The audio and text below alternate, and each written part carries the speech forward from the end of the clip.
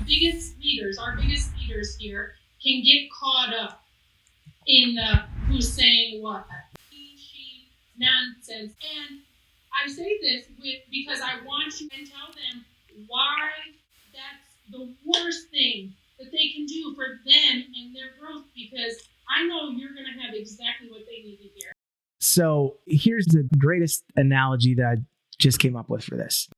How many of you have had an experience where you've been driving and all of a sudden a road that should be going fast, right? It's like the speed limit's like 70 miles an hour. All of a sudden it starts to crawl and you're like going almost like bumper to bumper. And you're like, oh man, what is going on? Like, why are we going bumper to bumper right now? And what happens in your mind if you know that road? You're like, oh, there must be a crash up ahead or some road detours or something.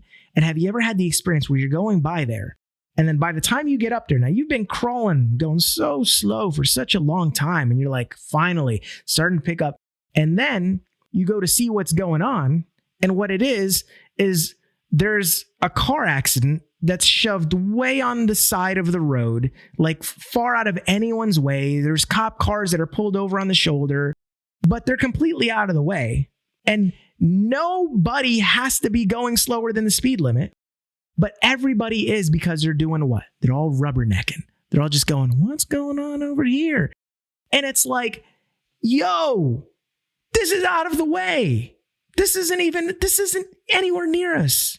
Who here's had that experience where you finally gotten to the thing and you're like, this is why it's taken me an hour to move 5 miles?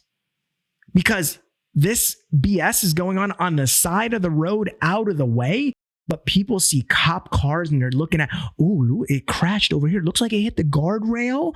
And that guy's bumper's messed up over there. Yeah, I wonder whose fault that is. We're all just talking and doing all this stupid stuff. We're just doing all this stupid stuff. And meanwhile, we could be going 100 miles an hour if we want. That's why you don't do that stuff. That's why you don't worry about the gossip of the he said or she said, because those people are rubbernecking and they will slow you down if you get behind them and you engage. I personally make it my business that whenever I get and this is just a mental conditioning that I have, because I am always trying to train my brain. When I go by any accident, I have the opportunity to see it when it's in front of me. So if this is the accident, it's over here. I can see it because it's in my peripheral vision. But if it's going on, it doesn't matter if there's a car on fire and there's fire trucks spraying hoses.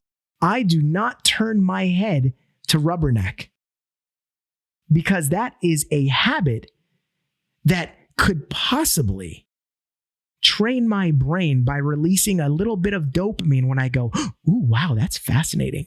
I don't even want my brain to release the feel-good, pleasurable hormone that is experienced when you pay off your curiosity. Instead, I want to train my brain that it is pleasurable to be disciplined and to do the opposite of what everyone else is doing. While everyone else is rubbernecking and while everyone else is turning and going, ooh, ah, and slowing down, I want to condition my brain to be stronger. So I go, I don't get to look. That's for the weak people. That's for the rubberneckers. That's for the gossipers. The gossipers will look because they want a story to tell at dinner time because their lives are boring.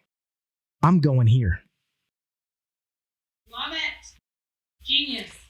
That is genius. Thank you. Sicker than your average.